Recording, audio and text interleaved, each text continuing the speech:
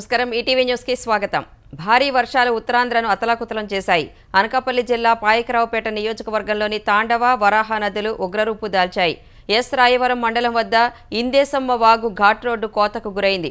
సత్యవరం వద్ద తాండవ నది వంతెన పైనుంచి ప్రవహించడంతో సమీప గ్రామాలకు రాకపోకలు నిలిచిపోయాయి। అల్లూరు జిల్లా జీకే వీధి మండలంలో ఒడిషా వద్ద నిర్మాణంలో ఉన్న సరిహద్దు వంతెన కొట్టుకుపోయింది। నిర్మాణ సామాగ్రి రోడ్ రోలర్ సైతం వరద ఉధృతికి కొట్టుకుపోయాయి।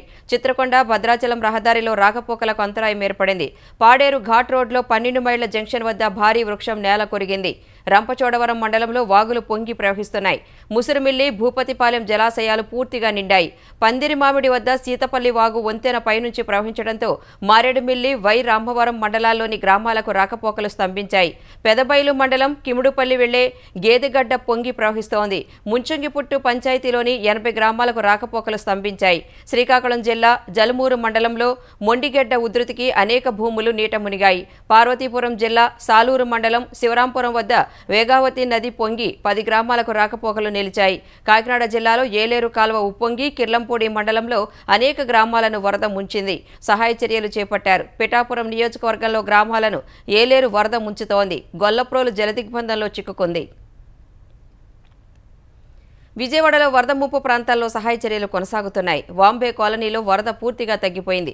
బాధితులకు నిత్యావసరాలు పంపిణీ చేస్తున్నారు। శానిటేషన్ను ప్రభుత్వం ముమ్మరం చేసింది। కాలనీల్లో ఆరోగ్య శిబిరాలు ఏర్పాటు చేసింది।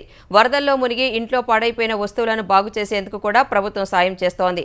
కుందావారి కండ్రిక నున్నా నూజివేడు రోడ్డులో ఇప్పటికీ వరద నీరు కొనసాగుతోంది। రోడ్లు ఇళ్ల మధ్యలో ఉన్న నీటిని మోటార్ల ద్వారా తోడుతున్నారు। మంత్రి నారాయణ అక్కడ పనులు పరిశీలించారు। 6 వార్డుల్లో ప్రస్తుతం వరద నీరు నిలిచి ఉందని, రాత్రిలో అక్కడ కూడా సాధారణ పరిస్థితులు నెలకొంటాయని చెప్పారు।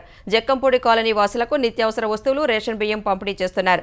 మంత్రులు నాదెండ్ల మనోహర్, డోలా వీరాంజనేయ స్వామి, ఎమ్మెల్యేలు పాల్గొని నిత్యావసరాలు సరఫరా చేశారు। కృష్ణా జిల్లాలో బుడమేరు వరద ప్రభావిత ప్రాంతాల్లో రేపు కేంద్ర బృందం పర్యటించనుంది। ఈ నేపథ్యంలో కేసరపల్లి, రామవరపాడులో బుడమేరును కృష్ణా జిల్లా కలెక్టర్ బాలాజీ పరిశీలించారు। బుడమేరు వరదల ప్రభావం 64 గ్రామాలపై పడిందని, 50,000 హెక్టార్లలో పంటలు ముంపులో ఉన్నాయని చెప్పారు। 45 గ్రామాల ప్రజలను సురక్షిత ప్రాంతాలకు తరలించామన్నారు। విజయవాడలో వరద ముంపుపై రేపు సాయంత్రానికి నష్టం ఎంతో అంచనా వేయాలని ముఖ్యమంత్రి చంద్రబాబు అధికారులను ఆదేశించారు। సహాయక చర్యలపై చంద్రబాబు టెలికాన్ఫరెన్స్ నిర్వహించారు। ఎన్యూమరేషన్లో ఏ ఒక్కరికి అన్యాయం జరగకుండా జాగ్రత్తలు తీసుకోవాలని స్పష్టం చేశారు। పారిశుద్ధ్య పనులు నిరంతరం కొనసాగించాలని సూచించారు। నిత్యావసర సరుకుల పంపిణీ నేడే పూర్తి చేయాలని సీఎం నిర్దేశించారు। ఉత్తరాంధ్ర జిల్లాలు కాకినాడ, తూర్పుగోదావరి, అంబేద్కర్ కోనసీమ జిల్లాల కలెక్టర్లతో మాట్లాడిన ఆయన భారీ వర్షాలు, ప్రస్తుత పరిస్థితులను తెలుసుకున్నారు। ఏజెన్సీ ప్రాంతాల్లో వర్షాలు, వాగులు, వంకల ఉధృతిపై పూర్తి అప్రమత్తంగా ఉండాలని కలెక్టర్లను చంద్రబాబు ఆదేశించారు। భారీ వర్షాలు, వరదలకు జరిగిన నష్టంపై ఆంధ్రప్రదేశ్లో మదింపు కొనసాగుతోంది। ప్రాథమికంగా 6,882 కోట్ల మేర నష్టం వాటిల్లినట్లు కేంద్రానికి నివేదిక పంపిన ఏపీ సర్కార్ పూర్తిస్థాయి నష్టాలపై మదింపు కొనసాగిస్తోంది। ముంపు బారిన పడిన ప్రతి ఇళ్లు, దుకాణాలు, వాణిజ్య సంస్థల్లో నష్టం అంచనాల మదింపు కొనసాగుతోంది। ఇదే సమయంలో వ్యవసాయం, ఉద్యాన పంటలు సహా రోడ్లు, ఇతర ఆస్తి నష్టాలపై సమగ్ర నివేదిక రూపొందించే ప్రక్రియ చేపట్టారు। ఈసారి వరదల్లో 46 మంది మృతి చెందినట్టు ప్రకటించిన ప్రభుత్వం 4.90 లక్షల ఎకరాల్లో వ్యవసాయ పంటలు దెబ్బతిన్నట్లు ఇప్పటికే ప్రాథమిక నివేదికను కేంద్రానికి పంపింది। 200 ఎకరాల్లో సెరికల్చర్కు నష్టం జరిగినట్టు తెలిపింది। R&B రహదారులు, గ్రామీణ ప్రాంతాల్లో కలిపి 5,921 కిలోమీటర్ల రహదారులు ధ్వంసమైనట్లు తెలిపింది। 540 పశువులు మృతి చెందగా 11 KV లైన్లు, LT లైన్లు దెబ్బతిన్నట్లు అంచనా వేసింది। 76 సబ్స్టేషన్లు ముంపు బారిన పడగా దాదాపు 3,000 విద్యుత్ స్తంభాలు దెబ్బతిన్నట్టు తెలిపింది। బుడమేరు సహా 405 చోట్ల కాలువలు, చెరువులకు గండ్లు పడినట్లు ప్రభుత్వం తెలిపింది। ఎగువ నుంచి వస్తున్న ప్రవాహంతో భద్రాచలం వద్ద గోదావరి ప్రమాదకరంగా ఉరకలు వేస్తోంది। ఈ ఉదయం 7:30కే 43 అడుగులకు చేరిన గోదావరి మరో 4 గంటల్లోనే 46 అడుగులను దాటేసింది। స్నానఘట్టాలు, కళ్యాణకట్ట ప్రాంతం వద్ద మెట్లు వరదలో మునిగాయి। గోదావరి దిగువన ఉన్న శబరి నది ఉధృతికి మురుమూరు వద్ద ప్రధాన రహదారిపై వరద చేరి భద్రాచలం దిగువన ముంపు మండలాలకు రాకపోకలు నిలిచిపోయాయి। ఇంకా నీటి మట్టం పెరుగుతుందని, లోతట్టు ప్రాంత ప్రజలు అప్రమత్తంగా ఉండాలని జిల్లా కలెక్టర్ జితేష్ పాటిల్ తెలిపారు। గోదావరి ఎగువ నుంచి ప్రవాహం క్రమంగా తగ్గుతోంది। నిజామాబాద్ జిల్లా శ్రీరాంసాగర్ ప్రాజెక్టుకు వరద తగ్గుతుండగా కొన్ని గేట్లను మూసేశారు। ప్రస్తుతం 5 గేట్ల నుంచి 15,620 క్యూసెక్కుల నీటిని వదులుతున్నారు। శ్రీరాంసాగర్కు 42,000 క్యూసెక్కుల వరద వస్తుండగా కాకతీయ కాలువ, ఎస్కేప్ గేట్ల ద్వారా 8,000, వరద కాలువ ద్వారా 18,000 క్యూసెక్కుల నీటిని వదులుతున్నారు। భారీ రుణభారం తెలంగాణకు సవాలుగా మారిందని, రుణాన్ని రీస్ట్రక్చర్ చేసే అవకాశం ఇవ్వాలని ముఖ్యమంత్రి రేవంత్ రెడ్డి కేంద్ర ఆర్థిక సంఘాన్ని కోరారు. లేదంటే అదనపు ఆర్థిక సాయం అందించాలని విజ్ఞప్తి చేశారు. ప్రజాభవన్లో జరిగిన 16వ ఆర్థిక సంఘం సమావేశంలో పాల్గొన్న సీఎం తెలంగాణ అవసరాలు, ప్రత్యేక పరిస్థితులను వివరించారు. దేశంలోనే యంగెస్ట్ స్టేట్ తెలంగాణను ది ఫ్యూచర్ స్టేట్గా పిలుస్తున్నట్లు చెప్పారు. వేగంగా అభివృద్ధి చెందుతూ దేశాభివృద్ధిలో కీలక పాత్ర పోషిస్తోందని తెలిపారు. బలమైన పునాదులు, చక్కటి ఆర్థిక వ్యవస్థ ఉన్నప్పటికీ ఆర్థికంగా అనేక సవాళ్లను ఎదుర్కొంటున్నట్లు సీఎం వివరించారు. 2023-24 ఆర్థిక సంవత్సరాంతానికి తెలంగాణ రుణభారం 6,85,000 కోట్లకు చేరుకుందని, ఇందులో బడ్జెటేతర రుణాలు ఉన్నట్లు వివరించారు. గత 10 ఏళ్లలో అప్పటి ప్రభుత్వం పెద్ద మొత్తాల్లో అప్పులు తీసుకుందన్న సీఎం ప్రస్తుతం ఆదాయంలో ఎక్కువ భాగం రుణాన్ని తిరిగి చెల్లించడానికే వెచ్చించాల్సి వస్తోందన్నారు. రుణాలు, వడ్డీ చెల్లింపులు సక్రమంగా నిర్వహించుకుంటే తెలంగాణ పురోగతిపై ప్రతికూల ప్రభావం పడుతుందన్న రేవంత్ సమస్య పరిష్కారానికి సహకరించాలని ఆర్థిక సంఘాన్ని కోరారు. ఇందుకు కేంద్ర పన్నుల్లో రాష్ట్రాలకు ఇచ్చే వాటాను 41 నుంచి 50% పెంచాలన్నారు.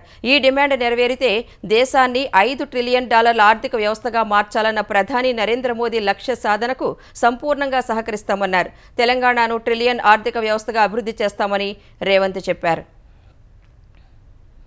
అటు మంచి పనితీరు కనబరిచిన రాష్ట్రాలకు నష్టం జరుగుతోందని, ప్రోత్సాహకం ఇవ్వాలన్న తెలంగాణ విజ్ఞప్తిని పరిశీలిస్తామని ఆర్థిక సంఘం చైర్మన్ అరవింద్ పనగాడియా చెప్పారు. రుణాల రీస్ట్రక్చరింగ్, అదనపు రుణాలకు అవకాశం ఇవ్వాలని చేసిన అభ్యర్థనను పరిశీలిస్తామని వివరించారు. 15వ ఆర్థిక సంఘం డివిజబుల్ పూల్లో 41% నిధులు సిఫార్సు చేయగా ఆ మొత్తాన్ని రాష్ట్రాలకు ఇస్తున్నామని తెలిపిన పనగాడియా అన్నీ కలిపి 30% వస్తోందని రాష్ట్రాలు చెబుతున్నట్లు వివరించారు. సెస్, సర్చార్జీల్లో కూడా వాటా ఇవ్వాలని తెలంగాణ కోరినట్లు ఆయన వివరించారు. తెలంగాణ అభివృద్ధి ప్రణాళికలు బాగున్నాయన్న ఆయన పట్టణాభివృద్ధికి ప్రాధాన్యం ఇవ్వడం మంచి పరిణామమని చెప్పారు. తెలంగాణ ఆర్థిక పరిస్థితులు, ఇతర అంశాలను ప్రభుత్వం వివరించినట్లు చెప్పిన పనగాడియా అన్ని రాష్ట్రాల్లో పర్యటించి అభిప్రాయాలు తీసుకున్న తర్వాత తగిన సిఫార్సులు చేస్తామని స్పష్టం చేశారు. తెలంగాణలో 3 నెలల్లో బీసీ కులగణన పూర్తి చేసి నివేదిక సమర్పించాలని హైకోర్టు ప్రభుత్వాన్ని ఆదేశించింది. బీసీ కులగణన చేయాలని 2019లో బీసీ సంఘ నేత ఎర్ర సత్యనారాయణ దాఖలు చేసిన పిటిషన్పై హైకోర్టు ఇవాళ మరోసారి విచారణ జరిపింది. ఈ విచారణలో బీసీ కులగణన చేయాలని సుప్రీంకోర్టు ఉత్తర్వులున్నట్లు పిటిషనర్ కోర్టుకు తెలిపారు. అటు కులగణన చేయడానికి ప్రభుత్వం సిద్ధంగా ఉందని అడ్వకేట్ జనరల్ వివరించారు. ఈ మేరకు 3 నెలల్లో బీసీ కులగణన చేయాలని ప్రభుత్వాన్ని ఆదేశించిన హైకోర్టు కులగణనపై నివేదిక సమర్పించాలని ఆదేశించింది. ఈ పిటిషన్పై విచారణను ముగించింది. తెలంగాణ వైద్య విధాన పరిషత్ ఆసుపత్రుల సిబ్బందికి వేతనాలు చెల్లించకపోవడంపై మాజీ మంత్రి హరీష్ రావు ఆగ్రహం వ్యక్తం చేశారు. తెలంగాణ వైద్య విధాన పరిషత్ ఆసుపత్రుల్లో పనిచేస్తున్న శానిటేషన్, పేషెంట్ కేర్, సెక్యూరిటీ సిబ్బందికి 6 నెలల బకాయిలను వెంటనే చెల్లించాలని డిమాండ్ చేశారు. అందరు ఉద్యోగులకు 1వ తేదీనే జీతాలు చెల్లిస్తున్నట్లు చెప్పుకుంటున్న ముఖ్యమంత్రి రేవంత్ రెడ్డికి తెలంగాణ వైద్య విధాన పరిషత్ సిబ్బంది ఇబ్బందులు కనిపించడం లేదా అని హరీష్ ప్రశ్నించారు. విషజ్వరాలు విజృంభించి రోగులతో ఆసుపత్రులు కిక్కిరిసిపోతున్న వేళ ఆసుపత్రుల నిర్వహణను ప్రభుత్వం గాలికి వదిలేసిందనడానికి సిబ్బందికి జీతాల చెల్లింపులో జాప్యమే నిదర్శనమని హరీష్ వ్యాఖ్యానించారు. ఈ ఏడాది ఫిబ్రవరి నుంచి కాంట్రాక్టర్లకు బిల్లులు చెల్లించకపోవడం ఆసుపత్రుల సిబ్బందికి శాపంగా మారిందన్నారు. రాజధాని అమరావతి పరిధిలోని నివాస సముదాయాల ప్రాజెక్ట్ హ్యాపీ నెస్ట్కు సంబంధించి సవరించిన అంచనాలకు ఆంధ్రప్రదేశ్ ప్రభుత్వం పరిపాలన ఆమోదం ఇచ్చింది. 930 కోట్ల రూపాయలతో హ్యాపీ నెస్ట్ ప్రాజెక్టు చేపట్టేందుకు అనుమతి మంజూరు చేసింది. సిఆర్డీఏ అథారిటీ సమావేశంలో ప్రాజెక్టు నిర్మాణానికి అయ్యే అదనపు వ్యయానికి ఇప్పటికే ఆమోదించిన సర్కార్ గత ప్రభుత్వ హయాంలో హ్యాపీ నెస్ట్ పనులు చేయనందున 200 కోట్లకు పైగా అదనపు భారం పెరిగినట్టు తెలిపారు. ఈ ప్రాజెక్టును జ్యుడిషియల్ ప్రివ్యూకు పంపుతామని, హ్యాపీ నెస్ట్ ప్రాజెక్టు నిర్మాణం కోసం త్వరలో టెండర్లు పిలువనున్నట్లు సిఆర్డీఏ తెలిపింది. ఈ ప్రాజెక్టును 12 టవర్లుగా G+18 ప్రాతిపదికన నిర్మించనున్నట్లు వెల్లడించింది. ఈ ప్రాజెక్టుకు అయ్యే 216.61 కోట్ల రూపాయల అదనపు భారాన్ని ఏపీ బడ్జెట్ నుంచి ఇచ్చేందుకు సీఎం అధ్యక్షతన జరిగిన సిఆర్డీఏ అథారిటీ సమావేశంలో ఆమోదించినట్టు వివరించింది. ప్రకాశం బ్యారేజ్ వద్ద భారీ పడవల తొలగింపు ప్రక్రియ కొనసాగుతోంది. బ్యారేజ్ పైకి ఒక్కోటి 50 టన్నుల బరువును మోసే సామర్థ్యం ఉన్న 2 క్రేన్లను తెచ్చి పడవల తొలగింపు చేపట్టారు. బ్యారేజ్ 67, 68, 69 గేట్ల వద్ద 4 భారీ పడవలు చిక్కుకున్నాయి. బోల్తా పడిన పడవలను క్రేన్ సాయంతో సాధారణ స్థితికి తెచ్చి గేట్ల ద్వారా దిగువకు పంపేందుకు ప్రయత్నాలు చేపట్టారు. ప్రస్తుతం ప్రవాహం గేట్ల నుంచి దిగువకు భారీగా వరద ప్రవహిస్తోంది. భారతదేశం అనేక రంగాల్లో శరవేగంగా ముందుకు దూసుకుపోతోందని, అదే సమయంలో ప్రతి రంగంలో అనేక సవాళ్లు ఎదురవుతున్నాయని మాజీ ఉపరాష్ట్రపతి వెంకయ్యనాయుడు అన్నారు. అనూహ్యంగా జనాభా కూడా పెరుగుతోందని ఆందోళన వ్యక్తం చేశారు. గచ్చిబౌలిలోని హైదరాబాద్ కేంద్రీయ విశ్వవిద్యాలయంలో ప్రముఖ గణిత శాస్త్రవేత్త సిఆర్ రావు జయంతి కార్యక్రమంలో ఆయన పాల్గొన్నారు. ఈ కార్యక్రమానికి హెచ్సియు వీసీ ప్రొఫెసర్ బీజే రావు, మార్గదర్శి chit funds MD Shailaja Kiran హాజరయ్యారు. తొలుత ప్రాంగణంలో మొక్కలు నాటారు. అనంతరం సిఆర్ రావు ప్రతిమను ఆవిష్కరించారు. సిఆర్ రావు ప్రపంచం గర్వించదగ్గ ప్రఖ్యాత గణాంక శాస్త్రవేత్త అని వెంకయ్యనాయుడు కొనియాడారు. ఈ ఏడాది జరిగిన లోక్సభ ఎన్నికల్లో అన్ని పార్టీలకు సమాన అవకాశాలు దొరకలేదని లోక్సభలో ప్రతిపక్ష నేత రాహుల్ గాంధీ ఆరోపించారు. అయినా ప్రజలు మోదీ అనే ఆలోచనను ధ్వంసం చేశారని అన్నారు. కేంద్ర ఎన్నికల సంఘం అధికార బీజేపీకి అనుకూలంగా పనిచేసిందన్నారు.